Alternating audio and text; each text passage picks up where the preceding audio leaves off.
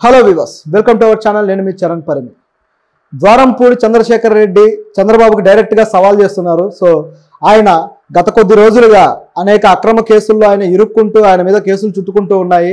ఆయన గురించి మనం ఆల్రెడీ ఆయన ఏమేం చేశారు అనేది ఒకసారి చర్చించాం. ఎప్పుడైతే కూటమి ప్రభుత్వం వచ్చిందో రాగానే నాదెండ్ల మనోహర్ గారు పౌర సరఫరాల శాఖ మంత్రి ఆయన ఏం చేశాడంటే డైరెక్ట్గా కాకినాడ పోర్టుకి వెళ్ళిపోయి ఆ పోర్టులో ఉన్న టన్నుల కొద్ది బియ్యాన్ని సీజ్ చేశాడు. సో ఈ బియ్యం ఎవరిది, ఇది ఎక్కడికి తరలి వెళ్తుంది, ఇది ఎవరు స్మగ్లింగ్ చేస్తున్నారని చెప్పేసి ఆయన చర్చించాడు. సో అప్పుడు కొన్ని విషయాలు బయటకు వచ్చాయి.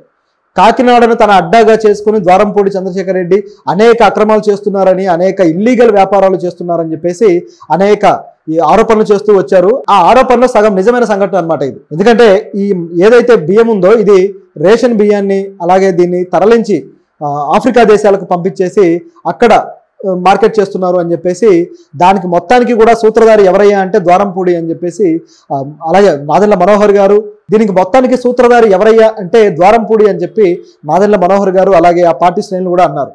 నిజానికి వీళ్ళకి టీడీపీ కూటమితో కన్నా కూడా జనసేనతోటి ఎక్కువ పెద్ద లడాయి. ఎందుకంటే ఆయన పవన్ కళ్యాణ్ని వ్యక్తిగతంగా కూడా అనేక విమర్శలు చేసిన వ్యక్తి. పవన్ కళ్యాణ్ ఒక రకంగా నేను అసలు పవన్ కళ్యాణ్ పిఠాపురంలో గెలవనివ్వను, అక్కడికి వెళ్ళి మరి పిఠాపురంలో పవన్ కళ్యాణ్ ఓడిస్తా, ఎలక్షన్ ప్రచారం చేస్తా అని చెప్పేసి అనేక విధాలుగా మాట్లాడాడు. కానీ పవన్ కళ్యాణ్ ప్రభ చూసిన తర్వాత ఏదైతే ఎలక్షన్ ఉందో ఆ ఎలక్షన్లో ఆయన చేసిన క్యాంపెయినింగ్ కావచ్చు, ఇదంతా చూశాక ఒక రకంగా ద్వారంపూడి గారికి కాస్త షివరింగ్ అయితే అయింది. ఎందుకంటే పవన్ కళ్యాణ్ గారు తన స్పీచ్ల్లో కూడా ద్వారంపూడిని నేను ఇక తొక్కేస్తా, పాతాళానికి తొక్కేస్తా, ఆయన తిరిగి కోలుకోలేడు అన్నట్టుగా కూడా పవన్ కళ్యాణ్ డైరెక్ట్గా వ్యాఖ్యానించారు. అంటే అంత డైరెక్ట్ రైవలరీ స్టార్ట్ అయిపోయింది ఒక పార్టీ అధినేతతోటి. సో అది అలాగే మెయింటైన్ చేస్తూ వచ్చారు. చివరికి ఇప్పుడు కూడా విమర్శలు టీడీపీ ప్రభుత్వం మీద చేస్తున్నాడు అనమాట. అయితే ఈ విమర్శలు ఎందుకు చేయాల్సి వచ్చింది, సడన్గా ఎందుకు ఎంట్రీ ఇచ్చారంటే ఈయన మీద ఆల్రెడీ ఏదైతే బియ్యం ఉందో దీనికి సంబంధించిన కేసు అయితే నమోదైంది. దాదాపు 159 కోట్ల రూపాయల విలువ చేసే ఈ స్మగ్లింగ్ ఇదనమాట సరుకు. దాంట్లో 34,000 టన్నుల బియ్యం అనేది తరలిపోతూ ఉండగా పట్టుకున్నారు. ఇప్పుడు దీనికి సంబంధించిన కేసు నడుస్తూ ఉండగానే తిరిగి ఆ కాకినాడ ఎమ్మెల్యే, వాళ్ళ నియోజకవర్గం ఎమ్మెల్యే కొండబాబు వచ్చేసి ఈయన మీద వ్యాఖ్యలు చేశారు. ఈయన ఇంకా అక్రమాలు చేస్తున్నాడు, ఈయన బియ్యం వ్యాపారం ఇంకా కొనసాగిస్తున్నాడు, ఇది ఇల్లీగల్ అని చెప్పేసి ఆయన కొన్ని ఆరోపణలు చేశారనమాట. సో అది ఈయనకి బాగా కాస్త ఇమేజ్ డ్యామేజ్ కింద మారుతూ వచ్చింది. ఎందుకంటే ప్రభుత్వం వీళ్ళది లేదు కాబట్టి ఇక ఏది పట్టుకున్నా సరే అది వీళ్ళకి వ్యతిరేకంగానే మారుతూ పోతుంది. సో దాంతో ఆయన ఇక బయటికి రావాల్సిన పరిస్థితి వచ్చింది. ఇప్పుడు బయటకు వచ్చి ద్వారంపూడి గారు ఏమంటున్నారంటే, ఈ కొండబాబు కావాలనే కక్షపూరితంగా నా మీద ఇట్లా విమర్శలు చేస్తున్నాడు, కొండబాబు చేసే అక్రమాలు కూడా నేను బయట పెడతాను, ఆయిల్కి సంబంధించి అలాగే బియ్యం అక్రమాలకు సంబంధించి ఆయన కూడా కొన్ని చేశాడు, సో ఇవన్నీ కూడా నేను బయటికి తీసుకొస్తాను అని అన్నాడు. అంటే ఆయన దగ్గర ఆల్రెడీ ఆధారాలు ఉన్నాయట. ఈ ప్రభుత్వం వచ్చి కేవలం 2 నెలలే అయింది. ఈ 2.5 నెలల్లోనే ఈయన ఏమేమి అక్రమాలు చేశాడో నేను బయటికి తీసుకొస్తా, అలాగే 6 నెలల టైం ఉంది, ఈ 6 నెలల టైంలో మీరు ఏమేమి అక్రమాలు అయితే చేశారో అవన్నీ కూడా నేను బయట పెడతా అని చెప్పేసి ఒక 6 నెలల టైం అయితే వీళ్ళకి ఇచ్చాడనమాట, అల్టిమేటం జారీ చేశాడు. సో ఈ 6 నెలల తర్వాత మరి ఏమేం చేస్తారో చూడాలి. ఎందుకంటే ఈ 6 నెలల్లో వాళ్ళు ఖచ్చితంగా అవినీతి చేస్తారు అనేది ద్వారంపూడి నమ్మకం. బహుశా వాళ్ళు చేస్తే తప్ప ఈయన బయటికి తెచ్చి పెట్టలేడు కదా, కాబట్టి ఆయన చేయాలని కోరుకుంటున్నాడేమో ఒక రకంగా. సో ఇది ఒక న్యూస్. అయితే ఈ చంద్రబాబు గారిని కూడా ఈ ప్రభుత్వం చేస్తున్న ప్రతి అవినీతి మీద నేను బయటికి తీసుకువస్తాను, ఈ కూటమి ప్రభుత్వము చంద్రబాబు గారు అలాగే పవన్ కళ్యాణ్ గారు కలిసి నా మీద కక్ష కట్టి ఈ విధంగా నన్ను ఈ కేసులో ఇరికిస్తున్నారు, మీరు ఖచ్చితంగా దీనికి మూల్యం చెల్లించుకుంటారు అని చెప్పేసి ఈయన వ్యాఖ్యానించాడు. నిజానికి ఈయన చుట్టూ ఉన్న కేసులు చూస్తే ఈ పాటికి ఈయన అరెస్ట్ అయి ఉండాలి, కానీ అలా కాకుండా బయటే ఉండి ఈ విధంగా వ్యాఖ్యానిస్తున్నారంటే సో అది ఏ విధమైన పద్ధతో మరి చూడాలి. ఎందుకంటే ప్రభుత్వం కూడా ఆయన్ని పవన్ కళ్యాణ్ తొక్కేస్తా అన్నాడు కానీ పూర్తి స్థాయిలో తొక్కినట్టు లేడు. ఆయన అయితే ఏదో తన పని తాను చేసుకుంటూ వెళ్తున్నాడు. ఈ కేవలం ఈ అక్రమాలకు సంబంధించిన కేసులు మాత్రమే ఈయన మీద పెట్టడం జరిగింది తప్పితే పర్సనల్గా ఎటువంటిది కూడా యాక్షన్ అయితే తీసుకోలేదు. పోలీసులు అరెస్టు చేయలేదు, అలాగే దీనికి సంబంధించి ఏ ప్రూఫ్లు కూడా బయట పెట్టింది లేదు. ప్రభుత్వం కూడా చాలా చాకచక్యంగా ఆచితూచి అడిగేస్తుంది. కొంతమంది నాయకుల విషయంలో ప్రభుత్వం మరి ఎప్పుడైనా దొరికితే వాళ్ళు ఎలా కొడతారంటే తిరిగి కోలుకోకుండా కొడతారు. సో అందుకోసం టైం వెయిట్ చేస్తున్నారేమో, టైం పెట్టుకొని మిగతా ఆధారాలు సరైన ప్రూఫ్లతోటే వీళ్ళని దెబ్బతీయాలి అని ప్రభుత్వం వెయిట్ చేస్తున్నట్టుగా కనిపిస్తుంది. అయితే దానికి లీడింగ్గా ఈ కొండబాబు గారిని ముందు దించినట్టుంది. ఎందుకంటే అధికారంలోకి వచ్చిన తర్వాత ఆయనని అధికారంలో ఉన్న వ్యక్తులను ప్రతిపక్షాలు విమర్శించాలి, కానీ ఇది రివర్స్లో జరుగుతుంది. అధికారంలో ఉన్న వ్యక్తి ప్రతిపక్షాల వ్యక్తిని విమర్శిస్తున్నాడు, ఈయన దానికి సమాధానాలు ఇస్తున్నాడు. ఇది రివర్స్లో ఉందన్నమాట. నిజానికి వాళ్ళు పరిపాలన ఏం చేశారు, అందులో ఉన్న లోపాలు ఏంటి, ఇంకా ఏం చేయాలి, ఇది కదా మాట్లాడాల్సింది. దాని గురించి కాకుండా ఆయన ప్రతిపక్ష వ్యక్తుల మీద ఫోకస్ చేశారు కొండబాబు. మరి ఇది ఎంత దూరం వెళ్తుంది, దీంట్లో ఏమేమి తేలుతాయి అనేది చూడాలి. అయితే ఇదొక్కటే కాదు, ఆయనకు సంబంధించి ఇంకో వేరే విషయాలు కూడా కొన్ని ఉన్నాయి. ఏంటంటే వేరే ఒక మహిళతోటి ఆయనకు ఒక సంబంధం ఉందని, అలాగే ఒక బిడ్డని కానీ ఈ విధంగా ఆయన కాస్త ఒక వివాదంలో ఇరుక్కోవడం అయితే ఒక సంఘటన ఉంది. అయితే దీనికి సంబంధించిన కొన్ని ఆధారాలు టీడీపీ దగ్గర ఉన్నాయి, కూటమి ప్రభుత్వం దగ్గర.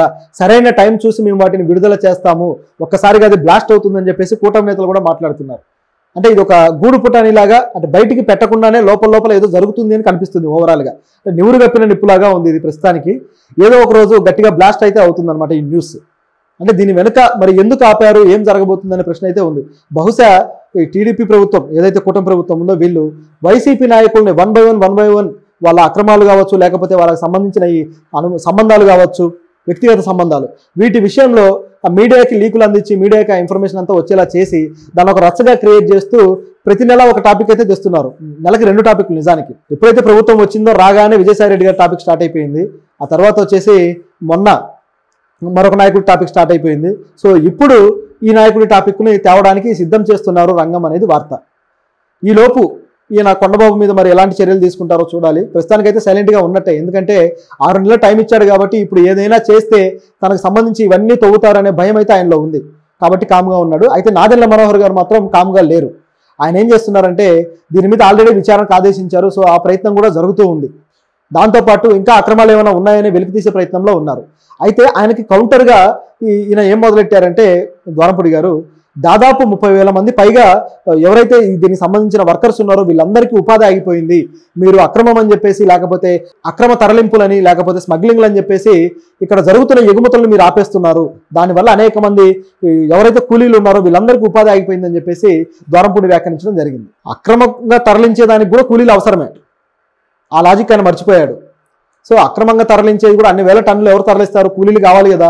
సో అంటే ఈ అక్రమం చేయడానికి కూలీల శ్రమను వాడుకొని వాళ్ళకు ఉపాధి పోయిందని చెప్పి ఏడుస్తారా? ఇది మరీ కామెడీగా ఉంది. అది సక్రమమైన పని అక్రమమైన పని వాళ్ళకు తెలీదు. కూలీలకి వాళ్ళు వస్తారు, ఆ పని చేస్తారు, దానికి సంబంధించిన ఏదైతే యాక్టివిటీస్ ఉంటాయో అవన్నీ పార్టిసిపేట్ చేసి వెళ్తారు. కానీ లోపల సూత్రధారులకే తెలుసు అది అక్రమమా సక్రమమా అని. సో ఈ కూలీల్లో మరి ఎంతమంది ఈ స్మగ్లింగ్కి ఉపయోగపడ్డ వాళ్ళు ఉన్నారు, లేకపోతే ఎంతమంది నిజాయితీగా అక్కడ పని చేసుకుంటున్న వాళ్ళు ఉన్నారనే లెక్క అయితే తేలాలి.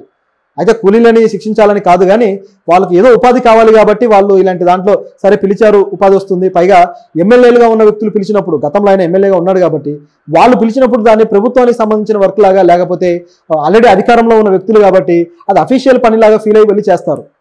అది స్మగ్లింగ్ అనో లేకపోతే అక్రమం అనో ఎవరికి ఆ భావన రాదు.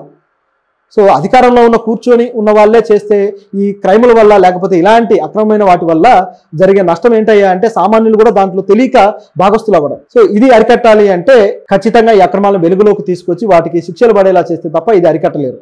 సో సామాన్యులు కూడా కాస్త ఆలోచించే అవకాశం ఉంటుంది.